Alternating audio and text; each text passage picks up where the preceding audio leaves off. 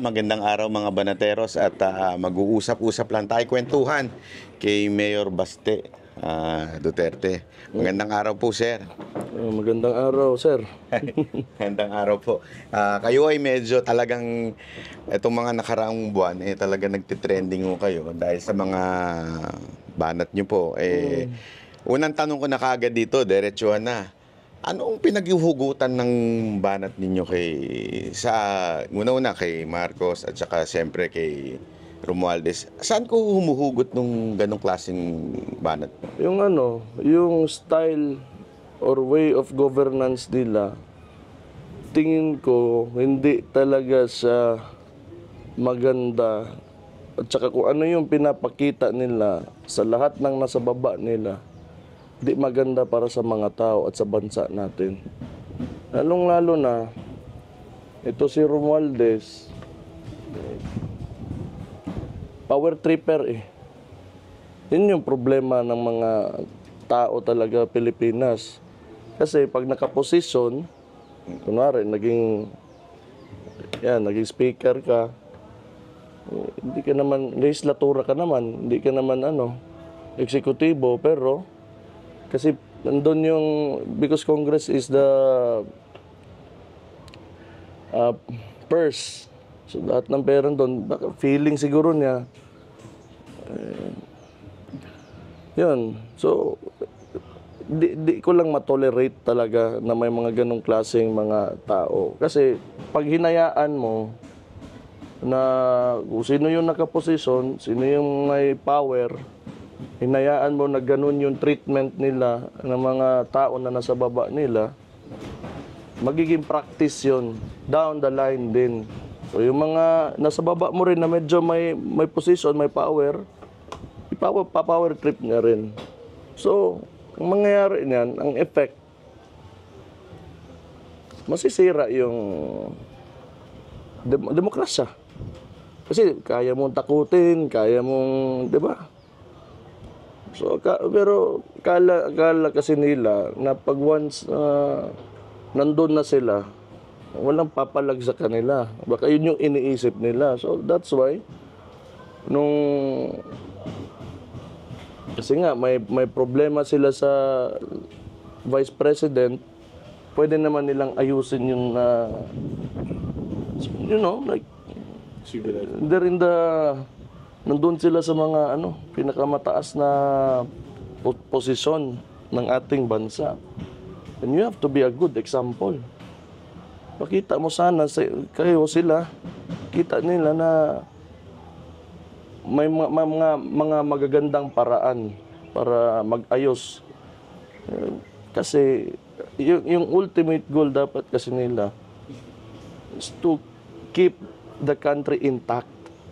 Hindi sila gumagawa or I do not know. Kasi mahirap kasi sabihin na may gusto silang ganito, ganon. Pero the people's initiative, yun pa lang is a good evidence of why they are behaving in such a way.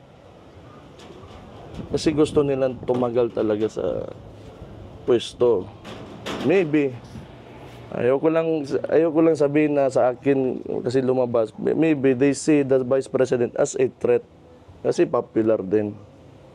So, ayun. May mga ganong kontrolado mo naman talaga lahat kasi naging anak din ako ng presidente at may mga previous administrations din tayo kung ano yung ginagawa ng head of state. Ano yung ginagawa talaga ng pinakaulo dyan.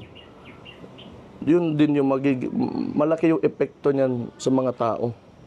So kailangan, nakita niya na may problema.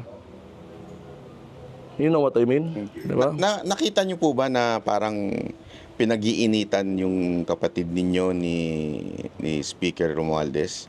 As how it stands, since may statement din naman talaga na tinatawag siyang tambalos-los ng Vice President and that term is associated with the Romualdez, then there must be something wrong. Hindi po ba kayo na, siyempre, natatakot dahil sila ang nakaupo this time? Wala yan. Ano mang itatakot ko? Wala. Kung bago lang ako sa politika, wala na ako sa politika bukas, okay lang. Okay lang. Wala problema sa akin. Hindi, kahit basta may ganong klaseng mga bagay talaga, hindi ko matolerate. I will speak against, kasi pag against you, kasi mali. Hindi ako papayag. Bahala kayo. Hindi, marami kayong pera. Hindi, bahala kayo. In whatever way na makaganti kayo. Pero, ayun lang, may ibang mga vlogger din na sinisiraan ako. Hindi rin naman ako magiging topic siguro kung di rin sila yung binanatan ko. Pero, ganun lang naman talaga politika.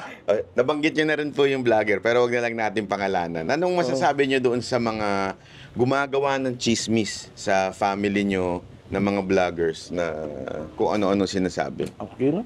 Ganun talaga politika.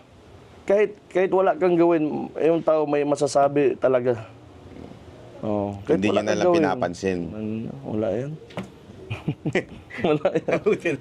Hassle lang sa buhay. Hindi kayo affected at all. Hindi, may mga, siguro, mga times, or affected naman, pero hindi talaga yung wala man. May mga times lang. Nung una, nung bago pa ako sa, yung may position na talaga ako, kasi iba yung dati sa pamilya, kasi lumaki ako na mayor yung tatay ko, kapatid ko, vice mayor, may naging mayor din yung kapatid ko. So hindi mo may iwasan ng mga tao, may mga wild talaga yung imagination, di ba? So, wala lang. Pero may position ka na, medyo may tatamaan ka.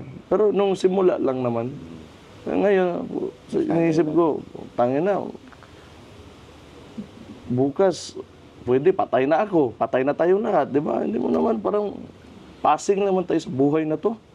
Ako naman, kasi syempre nagla-live stream tayo every day or every night.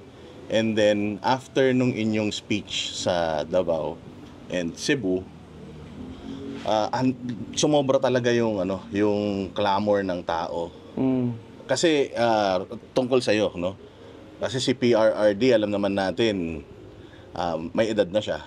And feeling ng mga Pilipino, late na siya na napakinabangan ng mga Pilipino in terms of yung mga policies niya doon. Hindi naman natin siya pwedeng i-extend. So naghahanap sila, actually yun ang benchmark nila of leadership. And nung narinig nila yung stand mo regarding PI doon sa mga speeches mo, yung mga tao talagang nakita nila na ikaw yata yung susunod sa tatay mo, or at least maraming sa mga traits nung nagustuhan nila sa tatay mo nakikita nila sa'yo. Do you think open ka dun sa possibility na mag-nationals? Hindi siguro. Wala. For now? For now, wala talaga. Malayo. Bakit po? Walang gusto. Okay naman ako sa Davao. Ayoko na mas malaking sakit sa ulo. Dito na, tama na to. Marami pang improvements na pwedeng gawin dito sa lugar ko. Kaya, hindi ko Saka puro away lang yung abutin ko dyan sa Senado. Kung sa Senado, wala yan. Puro away lang. Kailangan kung... Paano, Mayor, kung pilitin kayo ng tao talaga? Kasi actually kagabi nga po kasama namin yung father niyo po, talaga siya medyo gusto niya nang mag-retire, talagang retire na. Kaya lang talagang kami rin personally gusto namin ipagpatuloy yung legacy niya, which is nakikita ng tao sa inyo yun. Kung pilitin kayo na magkaroon ng panawagan na tumakbo sa Senado, hindi niyo po ba i-consider yun? Wala talaga. Hindi, ayaw ko. Hindi, sabihin ko na lang ayaw ko. Pero wala man akong, hindi ko man din kontrolado yung mga nasa iniisip nyo. Pero ako, personally, ayaw ko talaga. Okay na ako kasi Manila, pupunta pa ako doon ako magtrabaho, dalhin ko pa yung pamilya ko doon. Diba? Hassle na yun Nandito yung bahay ko sa Davao Tsaka malaki yung scope talaga ng senator. Tapos kung isipin mo anong amount ng time na ibibigay mo, wala, ano yung serious matter yun. Ayun lang, kasi ayaw ko magsalita. Pero, di ba, depende yun kung ano yung treatment mo sa trabaho mo. Sa ngayon nga, mayor lang ako. 36 years old ako, pero puro na puti yung buhok ko dito. Malaki yan. Marami pa namang iba dyan. Marami pa namang iba dyan. Kailangan lang talaga, magsalita lang talaga sila, mag-speak up sila, and kailangan commitment talaga kung ano yung tama. Kailangan, lagi, kung ikaw, elected official ka, progressive ka dapat. Iniisip mo, anong pwedeng baguhin, tsaka improve lagi. Araw-araw yan. Pagising mo, makita mo mali, ayusin mo. Kailangan, kumilos talaga kayo. Kailangan kumilos yung mga tao. Hindi lang din yung elected official, but also the people themselves. Kailangan magkaroon tayo ng ganong klaseng, mindset. Lahat tayo dapat mag-agree sa ganon. Kaya kung senador, wala man akong gulo. Ang gulo. What about higher than senator? Malabo na yan. Malabo naman siguro yan. Hindi ko makita. Yung kapatid ko, si Vice President naman yun. Kasi Sana wag. So ikaw din po personally, if si Inday will have the opportunity for to run for presidency, kung ikaw gusto mo siyang maging presidente or tumakbo? Pwede. Pero nasa kanya yun. Pero pwede yan. Magaling man yan ang kapatid ko. Magaling yan. In fact, pag upo ko dito as mayor, lahat yan na. Parang, may system na. sinusustain ko na lang. Tapos mga konting mga improvements, kung ano makita po, ganun lang. Kasi mayor yung clamor din doon sa live streaming ko. Yung branding po talaga yung Duterte branding doon talaga. At kung ayaw nyo sa 2025, ine-expect talaga nila si VP Sara ang 2028, pero gusto kanila po sa 2034, kung hindi sa Senate, itong 2034, hinahanap talaga yung Duterte. Malayo pa naman yun. Mamaya na lang tayo mag-usap niyan kung nandyan na, wala pa man. Malayo, marami pang pwedeng magbago. Marami pang pwedeng mangyari. Pero sa ngayon ko, sabihin ko talaga sa inyo, honestly, ayaw ko. Okay na ako dito. So, malinaw yun na hindi po kayo bumabanat dahil sa meron kayong national interest. Wala, malabo. Talagang you're not just satisfied Mahilig lang talaga ako mambara ng tao na mayabang. Tapos power tripper, yung mga ganon, o yung mga mali. Mahilig lang talaga mambara ng mga ganon. Kaya nandyan ako, kaya nagsalita ako. Actually, Mayor, isa sa nga kinabiliban ng tao, yung sagot nyo kay Senator Amy. Hindi niya na-expect ng tao yun kasi alam naman natin si Senator Amy claiming na malapit sa atin nyo po. Hanggang ngayon pa naman, kaibigan ko rin naman si Amy. Kaso si Senator, si Madam, ang problema lang, kasi binanggit niya pa ako, okay lang sana yun. Wag mo na akong isali sa mga... Sa politika niya. Sa mga, kahit nga kami, minsan ng tatay ko, nag-argue kami kasi lumalabas ako. Sabi ko, wag mo na ako isali. Parang pwede ba sana, wag mo na ako isali. Ayoko yan eh. Yung ginagamit yung isali mo ako sa mga naratiba mo kung ano-ano. Hindi ko gusto yun. Actually, yun ang nagustuhan ng tao sa inyo dahil talagang straight, prangka kayo eh. Kasi alam naman natin sa politika, yung mga tao medyo... Kaya nga, mahirap. Kaya nga, ayoko. Kasi masikip pa yung, yung mga nangangambisyon sa politika. Marami gusto maging senador, gusto maging presidente, maging gustong vice-presidente. Sa inyo na yan. Diba? Magulo eh. Okay na kami dito sa Davao. Okay na. Mayor, nabanggit nyo kanina kasi napag-usapan natin yung tungkol sa Japan. Isa sa mga gusto nyong pinupuntahan at somehow pangarap nyo na yung Davao somehow medyo tumulad sa ganong klaseng... Yung ugali ng tao. Yung ugali nila. Kasi sa kanila, embedded yan sa ano eh, educational system nila sa mga early years ng bata.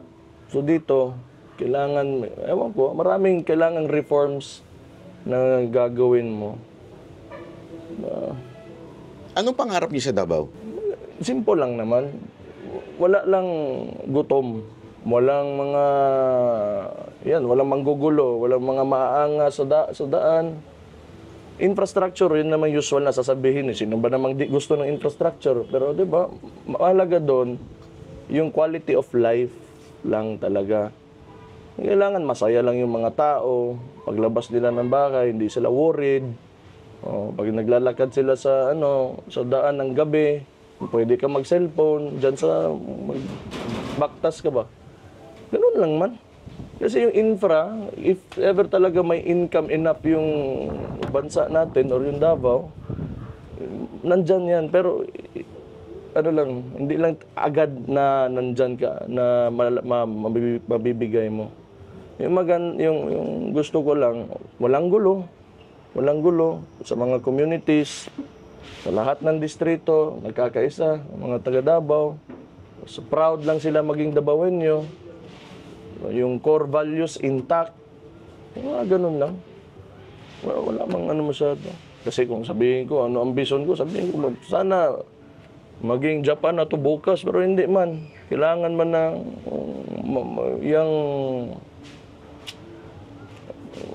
actually, relatively young country pa naman talaga tayo. After 100 plus years. Marami pa tayong pagdaanan. Marami pa yan. Overpopulated pa. Problema pa yan. Kung isipin mo talaga, grabe yung Dito sa Davao, simple lang. Simple lang. Huwag mo masyado materialoso yung mga tao. Yan. Kasi isa rin yan eh. Maging greedy. So, mag-aagawan na. Yabangan. Inggitan. Hindi mo maiwasan, pero if minimal, mas maganda. Maganda yung plano nyo, yung ganyan na ang concentration talaga yung tao, yung simple life, yung mawala yung greed. Ngayon kasi, yan ang isang bagay na nakikita natin sa buong Pilipinas. Ang nabanggit ko nga po sa father nyo kagabi, after niyang bumaba, parang lahat sumakmal ng pera. Parang wala na si PRRD, tara magnakawan na tayo, magsimula na tayong gumawa ng katarantaduhan. Parang gano'n na nangyari. Lumabas ang adik, lumabas ang mga magnanakaw ng congressman, lumabas lahat eh. Anong sa tingin yung problema ng Pilipinas at bakit ganito tayo kagulo? Technically, overpopulated talaga ang Pilipinas. So, ang tendency, yung kung saan yung economic activity, nagsicentralize yung mga tao, di ba? There can only be enough resources or enough jobs, enough opportunities for a good number of people. Pero hindi mo ma-accommodate yan. So, sa sobrang dami natin, sinikuhan talaga yan. Akin yan. Without even saying that. Kahit hindi natin pero yan yung survival instinct ng mga tao eh. So technically ganun yun. Kaya, like I said, young country tayo eh. Kailangan natin malampasan yan. Kaya nga, sinabi ko, going back, kung anong gusto ko para sa Davao, core values talaga. Maging mabait yung mga tao. Way of life. Maging mabait yung mga tao. So anong plano nyo para ma-achieve yung core value na sinasabi nyo dito sa Davao? Anong mga programa ninyo na... Puntahan ko lang yung mga barangay, sinasabihan ko, huwag kayo mag-away, ganun. Ano na talaga? Talagang hands-on? Pagka may problema, sinasabi ko, punta kayo sa barangay captain. Pagka may problema kayo, huwag nyo hayaan na umabot sa suntukan, sigawan, dalhin nyo doon sa kapitan nyo. Pag hindi kaya ng kapitan nyo, andito naman yung mayor. Ganun. Simple lang talaga. Kailangan unahin mo talaga muna yung basic talaga na mga kailangan mo na mga ugali para maganda yung takbo ng mga communities. Kasi mahalaga yung barangay. Mahalaga yung barangay. Tsaka yung mga purok, mga ano, mahalaga yun. Kailangan hanggang doon maabot mo yung message na ganito, kung ako yung mayor, ganito yung gusto ko. Walang gulo. Tsaka maayos, o mga bata, mapasok lahat sa eskwelahan, ganun. Repetition, lahat ng barangay, kausapin mo talaga yung mga tao. Kailangan mo sabihan, yan yung gusto mo. Yung mga kapitan mo, dapat yun din sinasabi nila sa mga tao. Pero Anong sa tingin ninyo nangyayari dito sa panggigipit sa SMNI kay Pastor Kibuloy? Meron ho ba kayong opinion patungkol dito? bigyan ko kayo ng mas general na answer na lang. Kasi I do not want to, kasi partisan talaga, doon talaga ako kay SMNI. Pero kada administration talaga, may sarili-sarili ang gusto, hindi gusto, kalaban, ganun lang. Tingin ko, kung ikaw si SMNI, sabihin mo talaga, you are being oppressed, and may tinitira ka. Pero maybe sa kanila naman, yun yung necessary para sa kanila. Natural lang yan.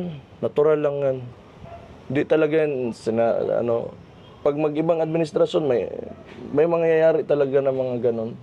Lalo na sa Pilipinas, yung ugali talaga ng mga tao dito. Pag in power talaga, gagamitin yung power na yun para makuha nila yung gusto. So kailangan maputol na yung cycle na gano'n. That's what's happening to SMNI. Mayor, regarding dun sa yung sa PI tapos sa Chacha na yan. So nag-aano po tayo sa Maisug pero lumalabas ngayon parang tuloy-tuloy pa rin po yung kanilang isusulong pa rin. Reaction doon, Mayor?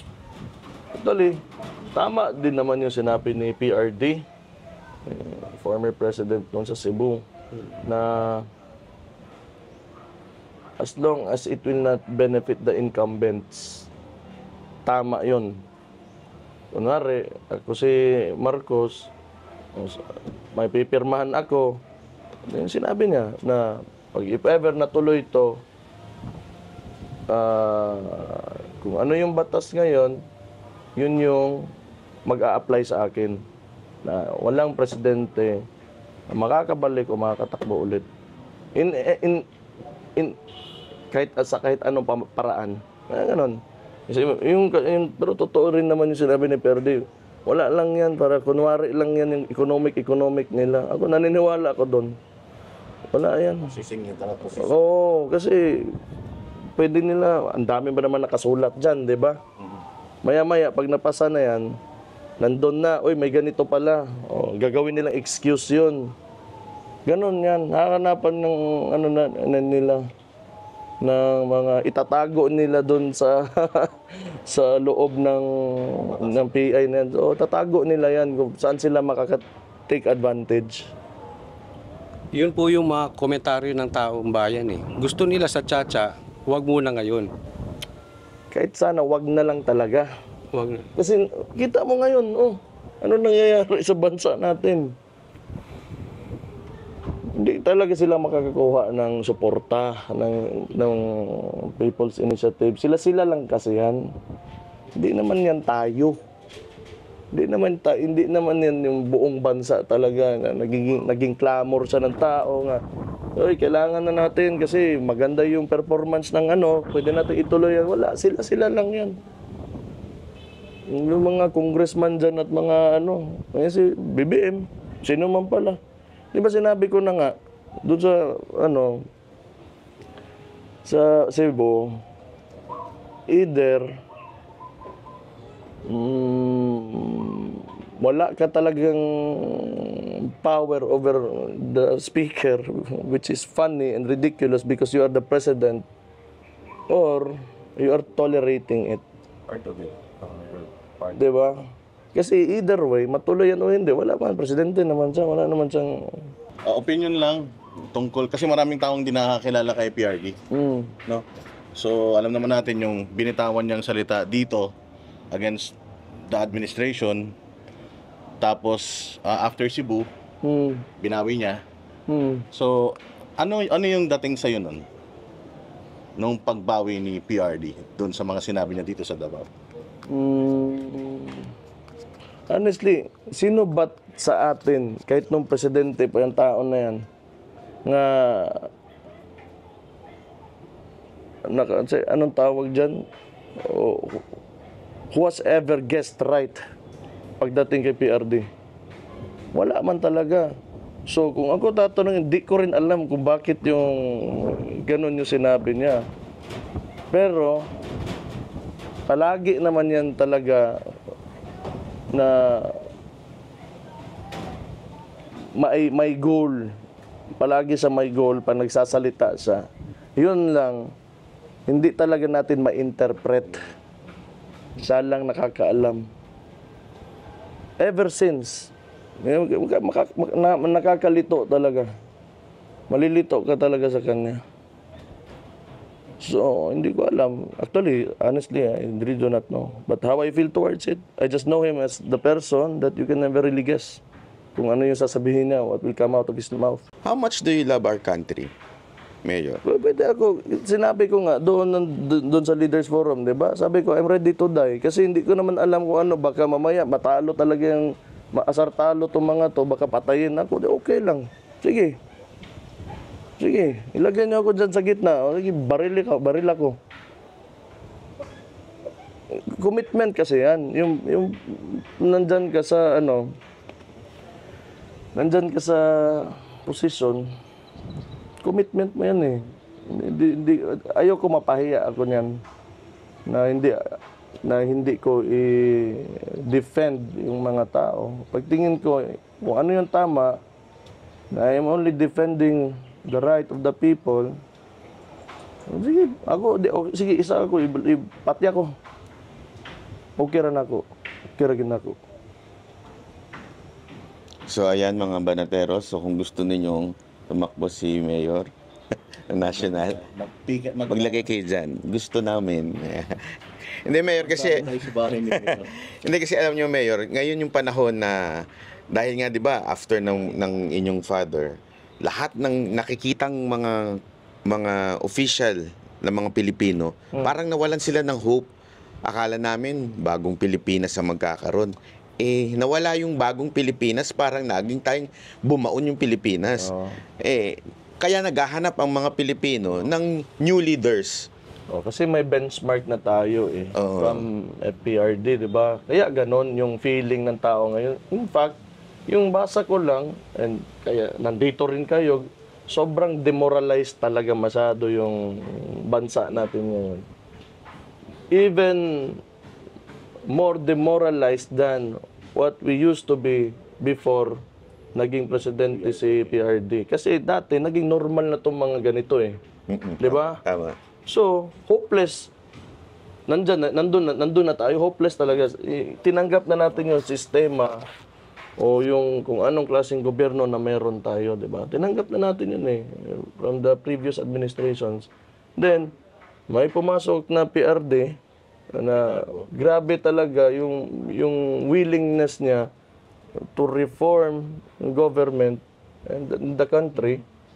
So medyo tumaas yung, may pag-asa, nagkaroon tayo ng hope. So tumaas yung expectations ng mga tao na kung anong magiging mga kabutihan na pwedeng makamit natin para sa bansa. So andun tayo. Tapos pagpalit nito ni BBM, hindi niya kasi na-sustain. Yun talaga yung tingin ko. Whether bias ako or bias man talaga ako, yun talaga tingin ko. So, hindi niya ma-sustain, kaya ang tao, bagsak yung moral. Lalo na drugs and criminality. Yan talaga. I do not know dito sa Davao, hindi kasi namin masyado pero hindi kami nakatira sa ibang lugar. So, I cannot speak for those people living outside of Davao. Actually, yan yung reaction ng ibang mga na mas sabi nila sana pala nagdabaw na lang kami para kasi doon may continuity. Nakita nila yung continuity dito eh. I mean, siyempre alam natin from PRRD na mayor. May sabi pa nga nila mas mahigpit daw si BP. Eh nung pumasok kayo parang mas mahigpit din daw. So mas lalong nagustuhan ng tao yung continuity. Kasi may benchmark kami. Yung sabi ko, ayaw ko mapahiya yung apelyido namin. Ako, mapahiya ako dyan. Pero kung talagang hindi sapat, total, demokrasya man ito, okay lang. Hindi ko piliin, okay lang talaga.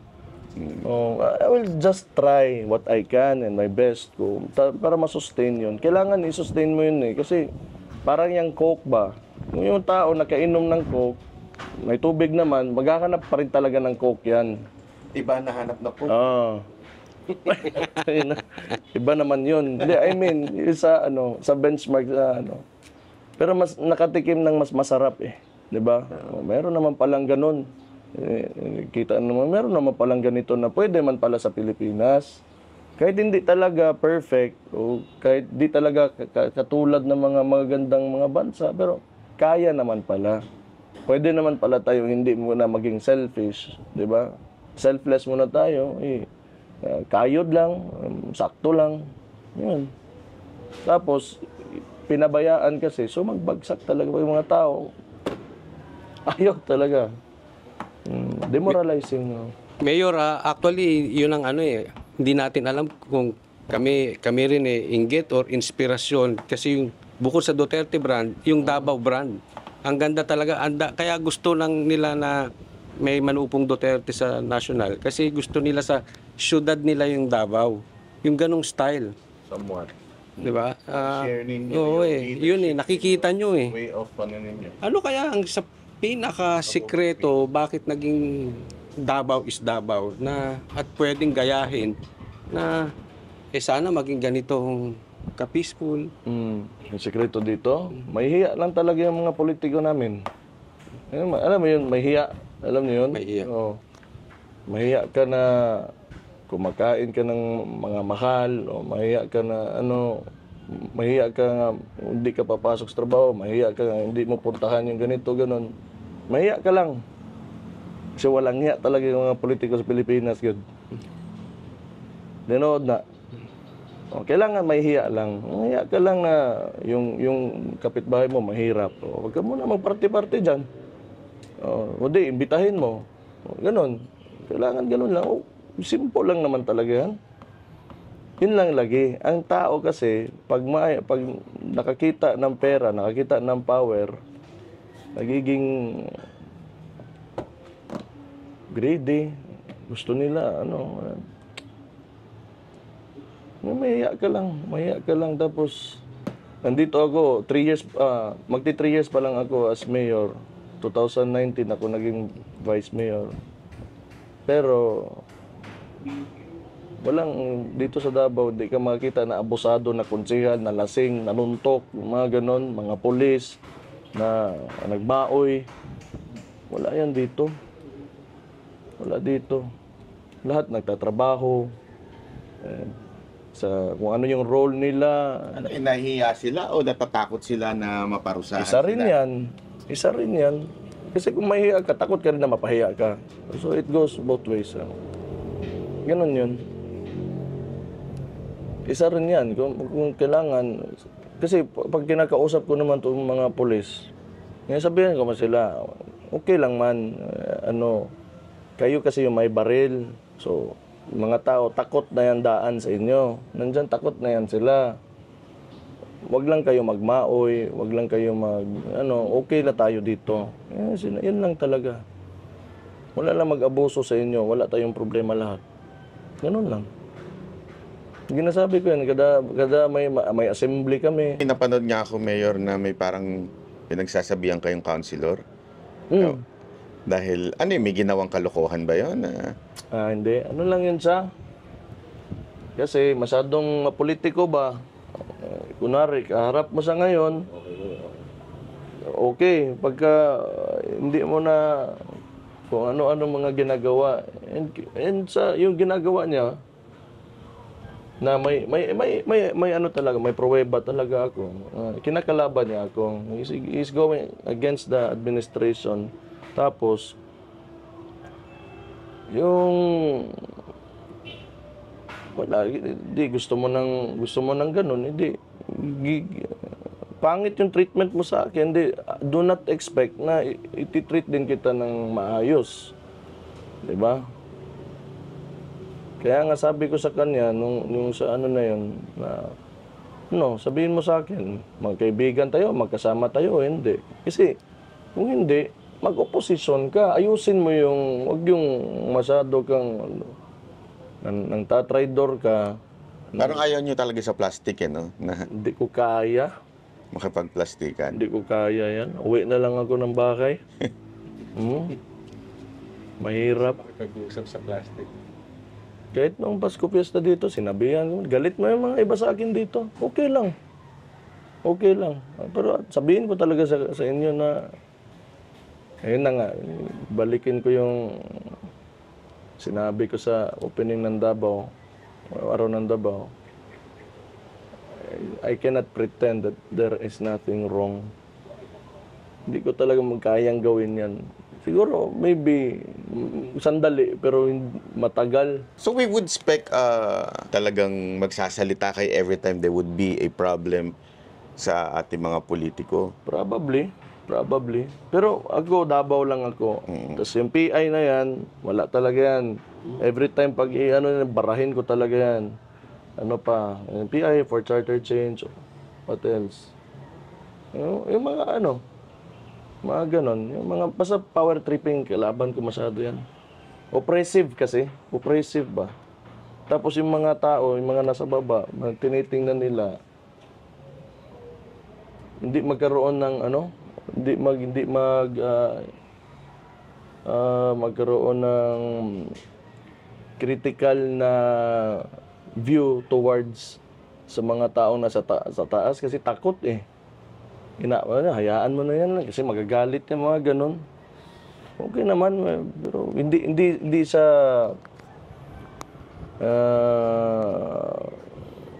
parang feeling ko walang growth pag ganun kasi. Walang growth. Alam mo, yung nakikita ko lang sa style nila, parang monarkiya eh. Alam mo yun? Hari ako. Lahat kayo dapat takot. Dapat ako lang tama. Kayo mali lahat. Hindi ba pwede yun? Hindi porke nga presidente, hari-hari ka na dyan. O speaker ka, ikaw na yung doc o ano ka ba ng lugar. Hindi pwedeng ganun. Diba? Masyado silang mayaban. Ayun. So kasi kami, Mayor, hindi namin kayo masyadong kilala, no? Nakikilala ka lang namin, katulad ng sinasabi mo, kapag nagkukwento si Mayor Duterte tungkol sa'yo. So, and ang perception ng tao is, Mayor Baste is easygoing, no? Hanggang ngayon pa rin naman. Pero, siyempre, may trabaho ako sa politika. Kailangan ko rin talaga matrabaho. Kung magagalit talaga ako. Kung sinabi kong ulol ka, gago ka dahil sa ginawa mo, nagkatarantaduhan, katulad ng PI, ulol ka talaga, gago ka talaga. Ganun lang yun. Kasi, Kinabahan kasi yung mga tao actually, kinabahan dun sa last na statement ni Madam Inday na ayaw nyo na ni Pulong sa politika. So, 2025, i-expect pa ba ng mga residente ng Davao that you will be... Depende rin talaga. going back Depende to- kung makita ko na ayaw ng tao, hindi ko man ipilit. Hindi ko ipilit talaga. Pero parang imposible naman ata yun, Mayor. Pero naniniwala talaga ako sa demokrasya at saka consensus. Yun talaga yung mahalaga sa akin. Hindi kasi yung problema sa politika, kahit yung mga tao ayaw ka, pero marami ka lang pera, Pinipilit. bilhin mo, you spend money on your candidacy, ipipilit nila kasi marami silang resources eh. Ito po ba yung kulelat na presidential survey na 0.0 lang ang ratings? Hanggang ngayon, pinipilit niya pa ata. Umaldes? Wala man talaga. Kahit anong gawin niya, ayaw ng tao ng ganong klase yung makaasta. Wala yan. Wala talaga yan. Pero si Speaker, nakausap niya na siya dati, hindi pa? Kausap ko, maayos naman. Maayos naman. Tapos ngayon, putangin na, biglang yabang ba? Sabi ko, ano itong tao na to? Nagtaka talaga ako. Nagbago talaga. Oo. Yung na iba. Parang biglang yabang naman itong tao na to. Tapos yung mga panahon na nandyan lang naman, wala, di rin naman ako masyadong nakikipag-usap yun sa kanila. Nasasaktan kayo pagka yung kapatid nyo po medyo pinag-iinitan. Malamang kapatid ko eh. Kapatid ko yan. Tsaka boss namin yan dito sa Davao. Yung boss namin yan, tapos ginaganon nyo. Diba?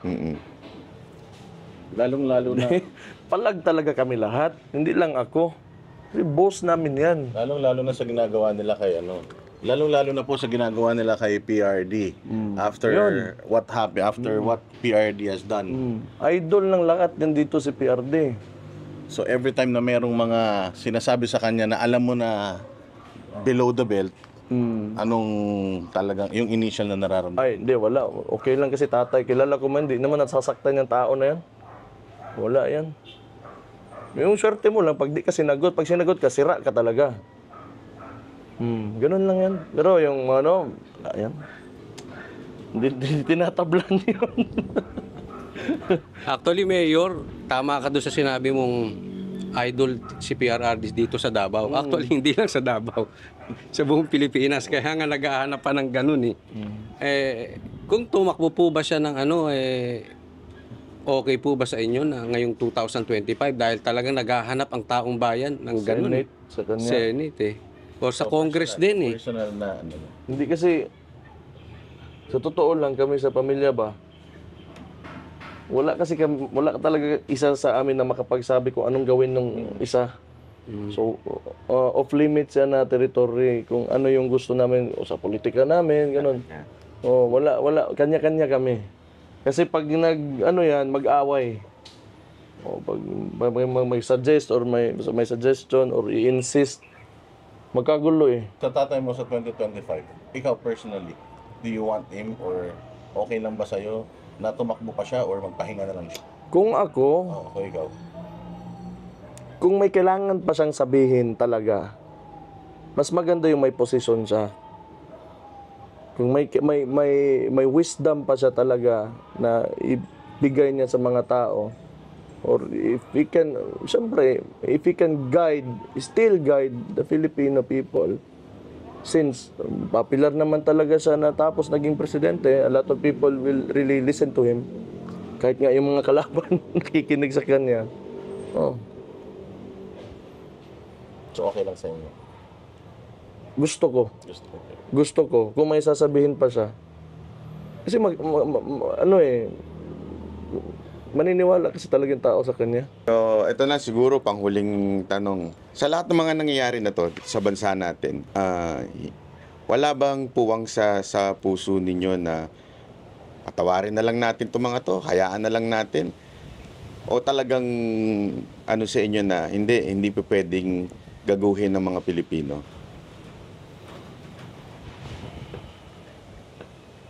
Tingin ko, lumampas na tayo doon eh. Kaya tingnan niyo yung mga tao nandyan saan ba yun sa Manila ngayon? Sa Liwasang Bonifacio. Sa Bonifacio. Wala, it has gone past that already. Serious matter kasi yung na may posisyon ka. Dapat sa simula pa lang inisip na nila yon. Yung actions nila, these are not cattle that you are dealing with. These are people and lives. Buhay ng mga tao yung pinag-uusapan pag nasa politika ka. Just all the while, isang taon mo, you spent it on thinking about how you can preserve your position. Tarantado ka talaga dyan. Buang yun ang mga nga nakatawag yun. It has gone past that already for forgiveness. For me. Sayang yung isang taon natin. Serious matter yan. Buhay ng mga tao. Lagi nyo sa bigas. I'm sure. Sabihin niya, ambisyon niya man yun. Sige, sabihin, tanggapin na natin. But still, hindi mo sasabihin yan. Kaya hindi mo alam ang buhay ng tao. Kung what it means for, the poor people in the Philippines. Kung 20 and 50 ang bigas, malaking diferensya yan sa buhay ng tao. Even not for, hindi sa mga poor people, even the middle class. Magkano 60, 70, o 50, ano, 20 yun, malaking bagay yun. Price eaters tayo kasi mahirap tayo, kailangan yung tiyan natin. May busog, mapuno talaga. Tapos workers tayo because yung society natin is yung tatsulok eh. We have the elite, we have the middle class, upper and lower middle class, then we have the pinakamababa, the CDE, yung mga tao. Ang dami niyan. And lahat yan rice. So that's a very serious statement na sabihin mo ganun lang and like parang wala lang. It has gone past that already. Wala na tayong pag-usapan. Tayo na. Hindi nyo pinag-isipan lahat ng ginawa nyo eh. So, hinayaan yan sila for a certain period of time. Last year, di ba? So now, pumasok itong bagong taon, may rally. Ayan. That's what you get. That's what you get. There are no room for excuses, especially, sa mga ganitong klase mga sitwasyon ng isang bansa. The people, there are still people who are suffering, hungry, do not have shelter, and like having a hard time of getting basic services. So then you spent your year on your self-preservation, your politics, and whatever. Ayoko.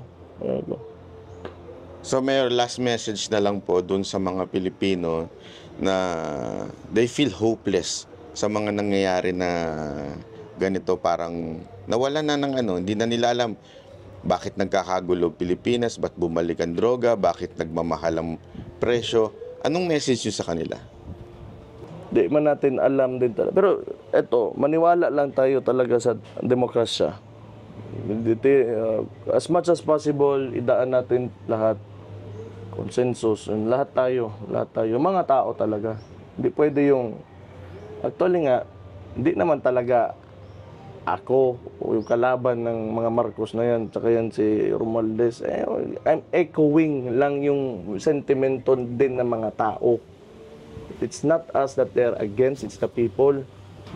But anyway, kung tingin nyo talaga na may pag-asa yung Pilipinas, then you fight for it.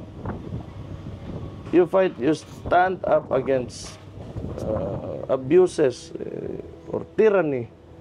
Yung kahit sa mga lugar-lugar nyo, wag nyo i-tolerate yung mga leaders nyo na to behave in a way that's detrimental to your city, your barangay, or your country. Kailangan i-correct nyo. Lagi nyo i-correct kung ano pero of course do it in the nicest way possible. Do it in the nicest way possible. Pero eto, since nandito tayo sa sitwasyon ng national, like I said,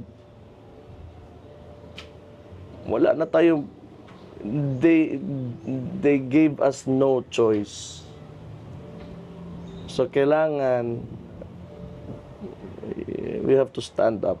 We have to stand against yung ginagawa nilang pang-abuso sa posisyon nila, gamitin nila yung Congress, yung PI na yan, it's totally unnecessary. Kahit isang taon lang na sama-sama lang tayo. Kung naniniwala kayo na may kakaganda pa tong